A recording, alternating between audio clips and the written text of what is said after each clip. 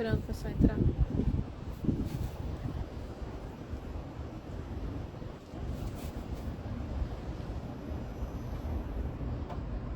Olá, boa noite a quem nos assiste aí nessa noite de quarta-feira.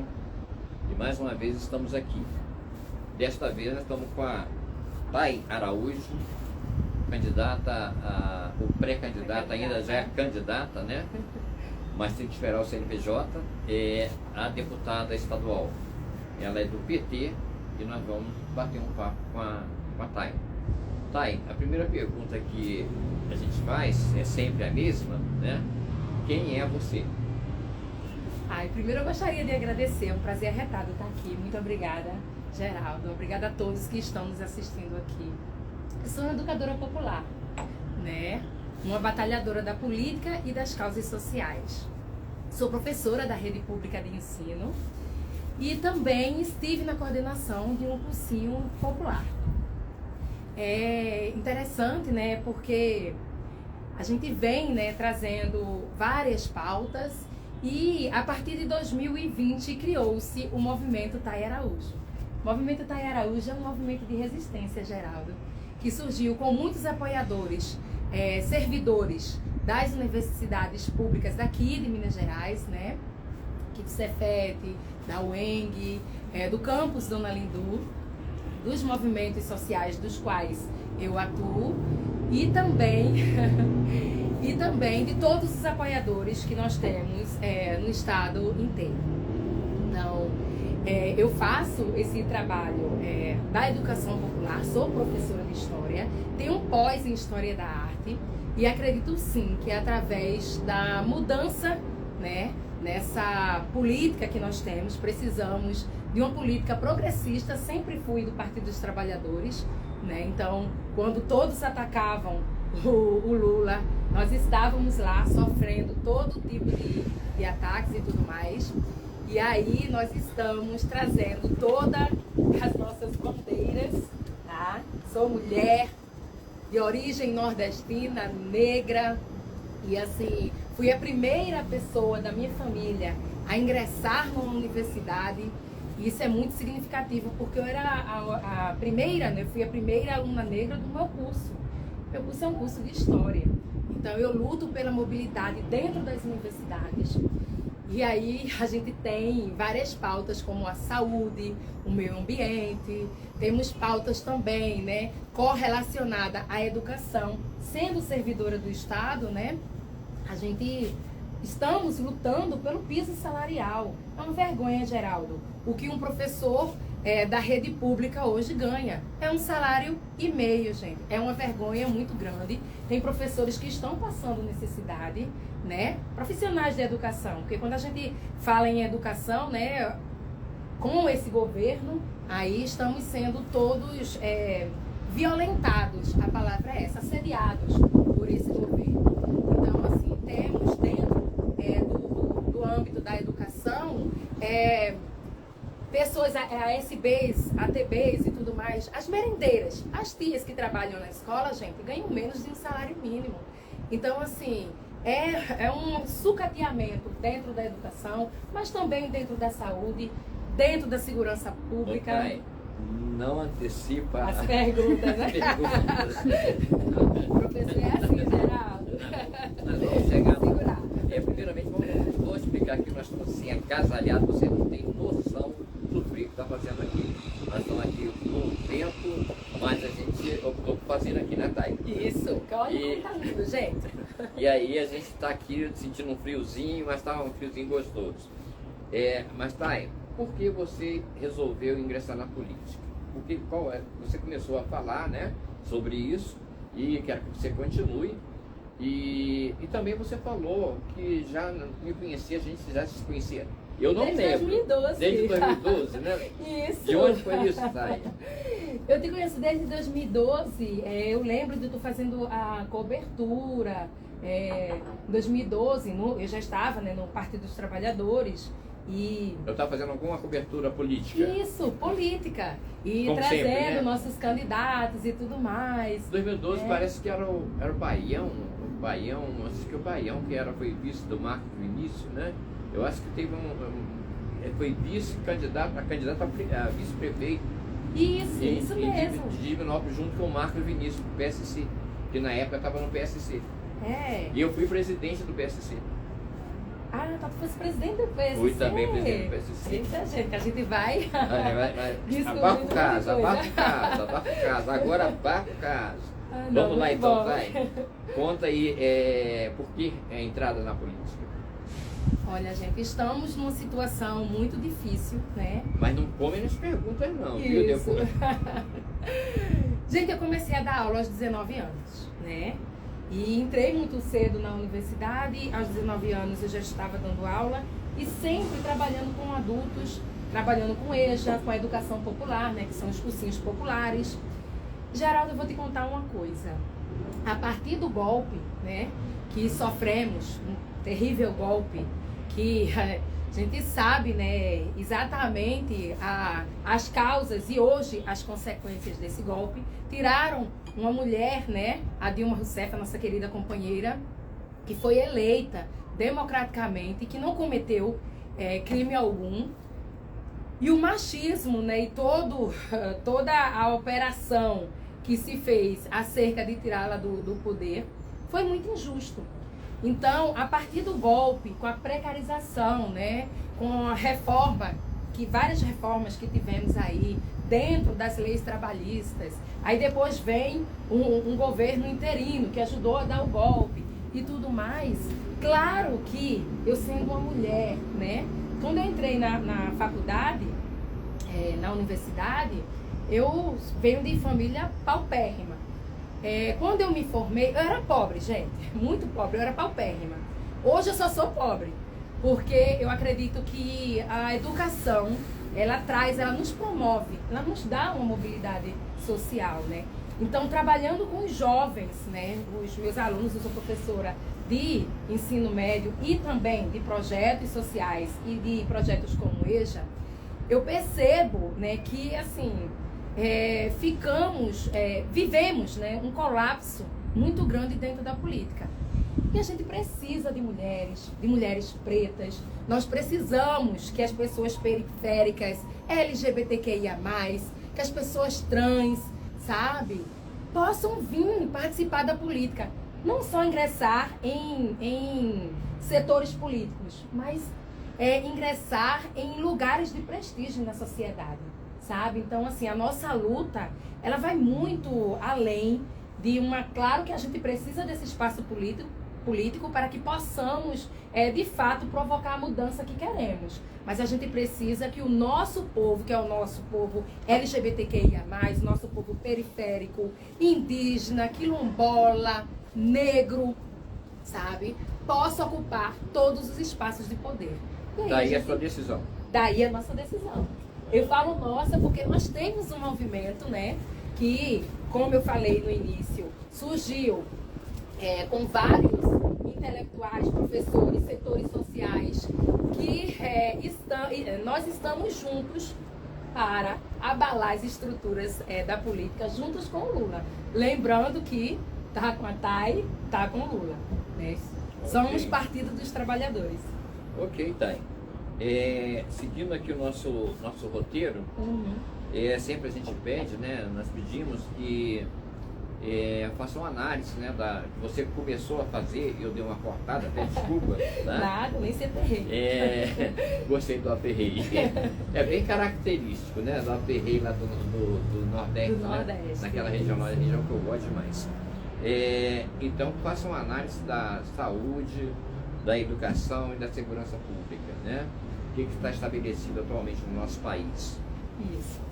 Voltando aqui especificamente para Minas Gerais, eu posso até abrir e falar um pouco a nível federal, né?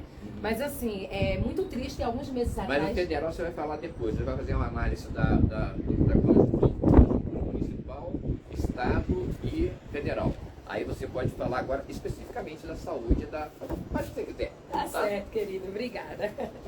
Muita generosidade sua e obrigada pela pergunta. Porque quando a gente fala, né, do momento que estamos vivendo hoje, que é um momento de sucateamento, e quando a gente pensa nessa dobrada Bolsozema, né, tudo que está acontecendo em âmbito federal está acontecendo também em âmbito estadual. É muito triste, há poucos meses atrás, Geraldo, estávamos em greve. E estávamos em greve, eu estou colocando no plural, porque é educação, saúde e segurança pública. Entramos em greve. Né? Entramos em greve por quê? Porque além dos nossos serviços estar sucateado, e isso não não é mero, como é que eu uso uma palavra leve, né? Isso não é mero despreparo do governador, isso é intencional, né? Porque o novo nunca foi tão velho. Então, quando a gente pensa num sucateamento dos servidores públicos, né, que estão com seus salários aí bem, com seus planos de carreira, vamos falar de plano de carreira, né, bem congelado, porque aqui a educação, o piso salarial, nós somos a categoria que temos, né, uma lei federal que nos respalda. O piso salarial é uma lei federal que o governador do estado, ele insiste em não cumprir, sabe? É muito triste para os professores, porque se eu pegar os ATBs e os ASBs, a gente começa a chorar aqui. O que é ATBs e ASBs? São as tias que trabalham fazendo merenda, limpando, a secretaria que trabalha com a documentação, né? E as tias que trabalham ali na organização da escola estão ganhando menos de um salário mínimo, gente. Isso é devastador, quando a gente, colocando bem assim uma palavra. Tivemos recentemente, dentro do âmbito da saúde, tivemos como é que eu posso dizer, um avanço, né, significativo, que foi o piso salarial da enfermagem, que foi votado e, graças a Deus, foi favoravelmente. Então, é importante a gente saber que é impossível para um servidor, para um professor, para as pessoas ligadas à área de saúde, terem que trabalhar 3, 4, 5 jornadas porque o salário está defasado, sabe? E quem mais utiliza esses serviços públicos, seja da segurança, seja da educação e seja da saúde, gente, é a população de baixa renda. Porque as pessoas que têm condições vão pagar um plano de saúde, que também está bem sucateado, mas enfim, né? Vão estudar em escolas com uma estrutura bem diferente, mas a pauta que a gente levanta aqui é a valorização dos serviços e dos servidores públicos. Porque a população, ela precisa de uma escola de qualidade pública, inclusiva. Eu sou professora, Geraldo, e eu te falo sem medo de errar, que a escola, ela só é pública hoje. Ela não é de qualidade e ela não é inclusiva. A gente precisa lutar. Lamentavelmente, lamentavelmente, a gente precisa lutar por tudo isso. Por isso que é importante, gente, não adianta a gente... Não adianta a gente... Tá só colinha, Gente, não adianta a gente eleger apenas o Lula. A gente precisa da maior bancada progressista, petista, de mulheres negras no parlamento. A gente precisa fazer que nossas vozes possam ecoar ainda mais. A primeira deputada negra que tivemos foi Andréa de Jesus, gente. Então, assim, a gente precisa avançar muito em termo feminista e avançar muito colocando representatividade negra, LGBTQIA+, quilombola, indígena. Só assim a nossa sociedade. E a questão da segurança pública, da educação. Isso. Eu preciso que você entre nesses temas. Peraí. Vamos olhar a palavra. Dentro da educação, né, as universidades, eu estava essa semana, gente, em Viçosa. Eu fui encontrar, Geraldo, os meus ex-alunos que hoje são estudantes da Universidade de Viçosa. As universidades, elas estão extremamente sucateadas. Sucateadas, assim, na forma mais, como é que eu posso colocar, âmbito federal, mais criminosa que a gente pode colocar. A gente tem servidores, né, que estão aí com mais de 10 anos sem qualquer tipo de reajuste, dentro da questão da universidade, né? Lembrando que a UFMG, né, os servidores fizeram uma moção, uma carta de apoio o presidente Lula, né, os servidores da UFMG, que também se estende às outras universidades que temos ao redor do nosso estado. Então, assim, é um sucateamento que ele vai atingir principalmente os estudantes de baixa renda, porque eles entram na universidade sem estrutura nenhuma para se manter lá dentro, né? Então, hoje, uma bolsa, né, de estudo para os alunos estarem, né, é uma bolsa social, ela está defasada. O nível de miséria que nós temos dentro do nosso país, né, e trazendo para Minas Gerais, é muito grande. As pessoas estão passando fome, Geraldo. Os alunos estão indo para a universidade fazer prova sem conseguir comprar produtos de higiene pessoal com a bolsa social que recebe, sabe? Então, assim, é difícil para os nossos alunos entrar dentro de uma universidade pública e mais difícil para se manter, porque são 4, 5 anos dentro de uma precarização que começou aí a partir do golpe de 2016. Então, a gente precisa saber que a educação dentro do âmbito municipal, estadual e dentro do âmbito federal, ela está bem sucateada. Se bem que alguns municípios pagam o piso salarial, né? Então, grande parte dos municípios daqui do estado, os professores municipais, recebem um piso salarial que é de aproximadamente R$4.000. Eles estão recebendo. A nível de estado, não. Infelizmente, não. Os professores da rede estadual estão recebendo um salário e meio, e por isso que trabalha, assim como eu, vários, em 2, 3 cargos, sabe, com 3 jornadas. Então, assim, tá bem defasado. Dentro da questão da saúde, a gente tem aí os PSFs, a gente tem aí os hospitais. Aqui, bora pegar um exemplo aqui, o Hospital Regional, que não houve investimento, e é uma questão política, tá? Porque nós devíamos estar, olha, há muito tempo, anos-luz, com esse hospital regional. Falta equipamento, né? Porque eles precisam investir em equipamentos, na estrutura, terminar a estrutura do hospital, e falta principalmente destinar verbas para que possa manter, né? O oeste de Minas, ele depende principalmente disso.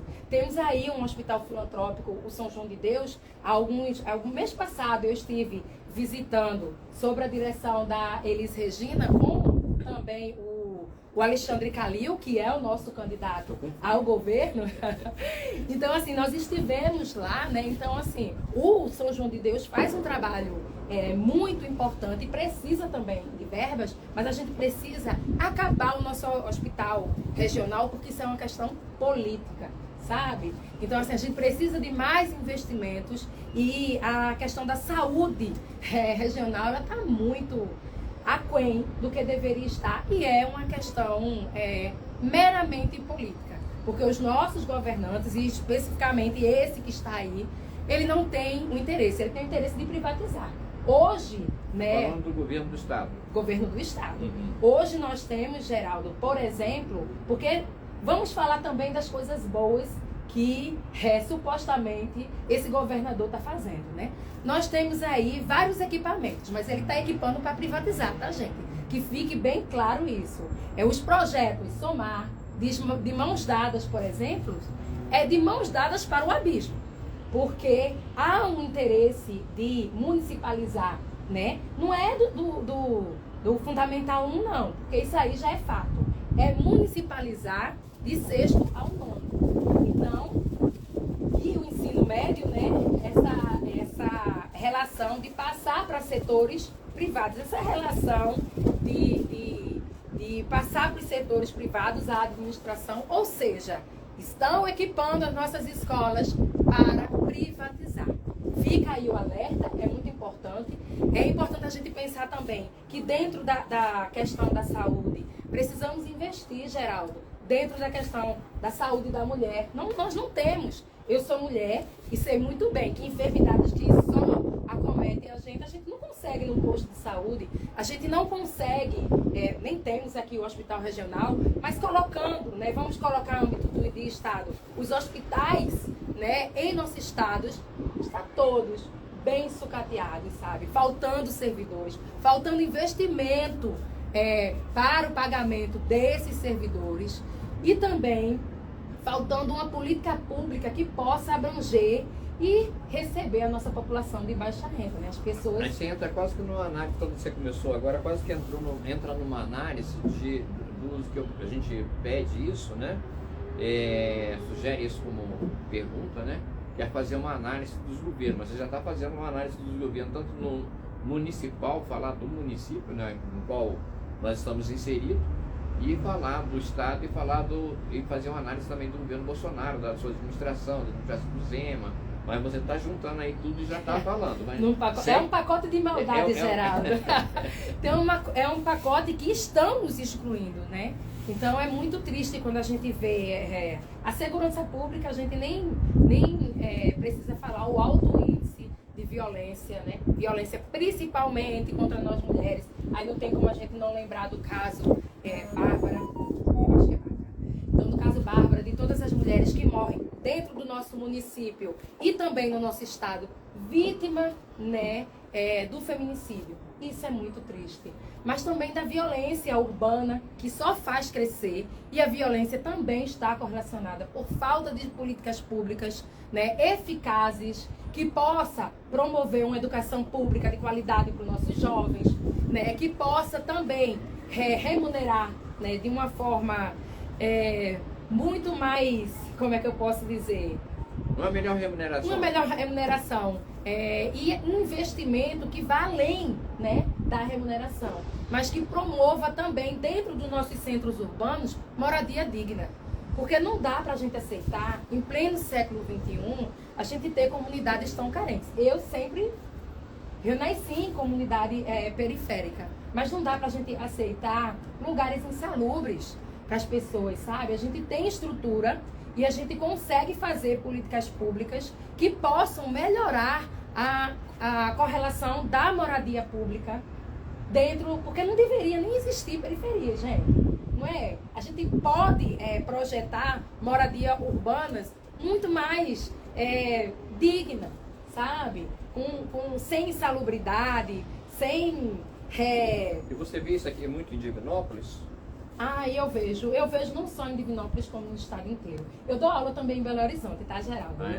Dou aula dentro do cursinho popular, no qual eu estou aí na educação há 13 anos, né? Então, e dou aula também aqui, escolas periféricas. Então, nós vemos também o abandono, sabe, de políticas públicas voltada dentro da questão de moradia. Eu tenho vários alunos que moram muito mal, sabe? Muito mal mesmo. E que não tem, por exemplo, PSFs nas regiões, esgoto a céu aberto.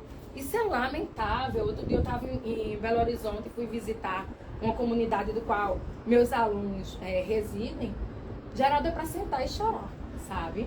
Mas a gente faz do nosso lamento a nossa luta, a nossa resistência. A gente não pode aceitar esse tipo de situação, a gente não pode aceitar morar mal, ter uma segurança pública tão fragilizada, né? Porque é intencional. Apesar que a violência atinge todo mundo, né? Vai atingir todo mundo. Mas os corpos que caem são os corpos pretos, são os corpos trans, são os corpos LGBTQIA+, são os corpos periféricos, são os corpos das mulheres, né? Principalmente das mulheres negras. Então a gente precisa de políticas públicas voltadas, sabe? Que dê acessibilidade, que promova uma moradia digna. A gente sabe que a gente tem condições de fazer isso. A gente só não tem políticos intencionados para fazer isso. A gente tem políticos privatistas, a gente tem políticos como o presidente da República, que é a única... Então você já entrou na análise do governo federal. A gente tem aí... Eu estava fazendo uma live, eu posso colocar aqui, para as pessoas, convidar aqui as pessoas a me seguirem no meu canal. Pode. Canal Thay Araújo, tá, gente? Semana há uns 15 dias atrás eu estava fazendo live com o Gustavo Mendes, né? E ele pontuou algumas coisas que é bem interessante. Vou parafrasear. O atual presidente da República, ele tem uma preocupação muito grande, né, com as famílias, com a família, né? É a família dele, né? Então, com os filhos e tudo mais, e com a família dele, porque com o resto da população não tem, não. A gente está vivendo uma crise econômica que é visível a olho nu, né? As pessoas estão passando fome, as pessoas estão sem acessibilidade, todos os padrões de renda caíram, né? Eu não tenho padrão de vida que eu deveria ter enquanto educadora. Tenho certeza que o setor das comunicações também está passando por essa mesma crise, não é, Geraldo? Então, assim, é muito triste a gente ver, né, dentro do âmbito federal, tanto sucateamento, tanto crime, né? Eu vejo mais como, é muito intencional, eu vejo mais como uma ação criminosa. Eu acredito que o Lula vai entrar, né, em 2023 e que a coja que está aí vai sair direto, né, da prisão, porque o que estão fazendo é um caso extremamente criminoso com a nossa saúde, com a nossa segurança pública e com a nossa educação, porque a educação ela traz mobilidade para a sociedade como um todo, né? Se investe em educação, pode pegar o exemplo do Maranhão, por exemplo, gente, lá o Flávio Dino, ele paga o piso salarial, um professor do Maranhão está ganhando 8 mil reais, sabe? Então você vê investimento dentro da área da saúde, você vê investimento, mas é um investimento muito como é que eu posso dizer? Concentrado dentro de uma região. A gente vê para mais das outras regiões a nível federal, a gente vê lamento, tristeza, fome. Estava conversando com manhã esses dias, manhã disse, minha filha, eu nunca vi tanta pobreza, sabe? E como professora de história, eu posso dizer para vocês que vivemos períodos terríveis durante nossa história, desde o período colonial até o momento atual que nós estamos vivendo. Passamos por momentos extremamente difíceis e tudo mais, onde não houve uma democracia racial para o nosso povo, onde nunca houve, né, uma reforma agrária, onde houve uma ditadura militar, mas eu falo sem medo de errar que dentro da nossa história, a gente nunca viveu tanto descaso, que a palavra é essa, descaso, né? Tanto obscurantismo, é a negação da ciência, gente. Então, assim, vamos sucatear a educação e vamos tirar os créditos da ciência, vamos tirar os créditos da comunicação que precisa ser livre, né, para dar toda a comunicação, toda a publicidade e fazer a cobertura do nosso país como ela deve ser feita. É tanto sucateamento que nós nos sentimos sufocados por um governo que ele mata. Porque vivemos o período da pandemia, mas a pandemia matou muita gente, mas matou por falta de políticas públicas, né? Por um governo, o governador do estado hoje, o atual, né, governador do estado, ele simplesmente disse que o vírus tinha que viajar, gente, né? O presidente da República, ele simplesmente imitou pessoas passando, né, por falta de ar e tudo mais. Na minha família, Geraldo, infelizmente enterramos vários, sabe? Mas não foi só na minha família, né? Então, assim, toda a nossa nação, né, todo o nosso povo passou por um período que não precisávamos passar. Então, essa falta de empatia, essa xenofobia, esse racismo, empoderou-se, né? Foi empoderado o que há de pior dentro da nossa sociedade, né? Thay, eu não posso deixar de fazer essa pergunta que eu fiz para os demais, né? E aí vamos falar assim, se eu não perguntar para você, ela não perguntou isso, mas era porque, né? Você sabe, o pessoal fica pensando, né? Ela me olhando. Então, eu vou te perguntar assim, sobre as questões de você, como é que seria a sua atuação, se eleita fosse, né? Se eleita for, como é que você vê, principalmente a questão de emendas parlamentares, né? Como é que é a sua visão sobre isso? Eu vou beber um pouquinho d'água, tá, gente? Porque o professor fala pelos cotovelos, então eu vou beber um pouquinho d'água e vou falar um pouco das bandeiras, né, que nós defendemos, das pautas que nós estamos trazendo. Geraldo, a gente pensa no mandato participativo e coletivo, sabe? Onde a população possa, junto com o nosso mandato, ter a possibilidade de participar efetivamente. Porque a política é isso, né, gente? A gente não pode pensar na política como um carreirismo, como a gente tá vendo aí, né? Dentro, né, da minha pré-candidatura, a gente traz várias pautas, né? O fato de ser uma mulher negra, de origem, né, nordestina, educadora, e que está, né, há 13 anos na educação popular, a gente sente na pele todo o descaso da falta de políticas públicas. Painho, por exemplo, meu pai, ele é deficiente visual, sabe? E eu não vejo, e aí eu estou falando da pessoa, Tayara Araújo, eu não vejo políticas públicas eficazes, né, da maneira que deveria ser para os deficientes, sabe? Para as pessoas que têm vários tipos, não só no caso do meu pai, ele é deficiente visual, mas todos os tipos, né, de deficiência. Então a gente pensa, né, a fome a gente também já experimentou, a falta, né, de políticas públicas eu já senti de vários âmbitos. Então a gente traz a bandeira também, né? Não posso deixar de falar da Serra do Curral, senão eu levo uns cascudos, né? Então, meu ambiente. Não, gente, porque o movimento é um movimento, né? Que graças a Deus é um movimento grande, onde tem vários servidores das universidades, tem sindicalistas também. Eu tenho a alegria de contar, né, com o apoio do Sindicato dos Bancários. Temos também vários ambientalistas que estão aí dando que fazem parte, que vestiram a camisa e estão conosco.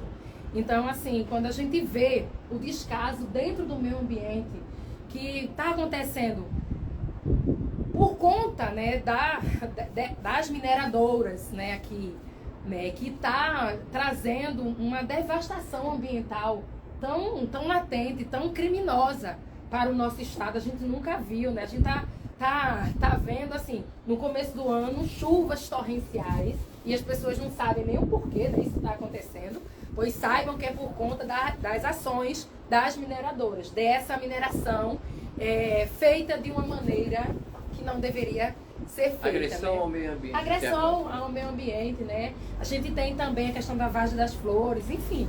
A gente tem questões ambientais aqui dentro do município que não estão sendo consideradas, né? O nosso governador também, o nosso não, né? Porque é uma maneira de falar, mas o governador que está aí, ele também está tratando a questão ambiental de uma maneira muito criminosa.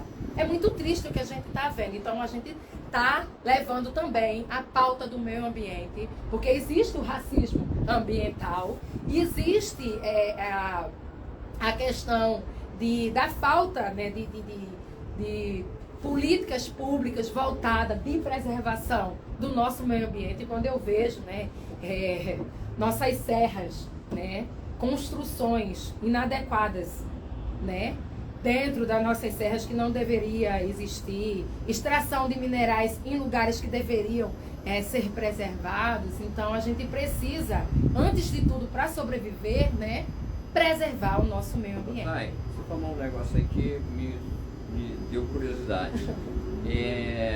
Do racismo ambiental. O que vem a ser isso, racismo ambiental? Eu vou dizer para vocês, ó.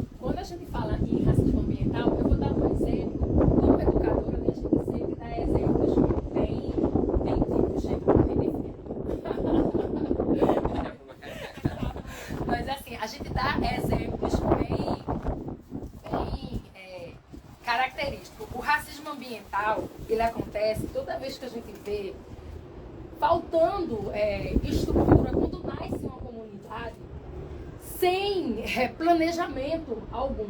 Comunidades que são esquecidas. Quando a gente fala de racismo ambiental, são aquelas pessoas que estão em regiões que não têm, por exemplo, escolas, que não têm PSFs, que não têm uma rede de saúde, né? Uma um política hospital. ambiental mais direcionada à população de baixa renda, à população...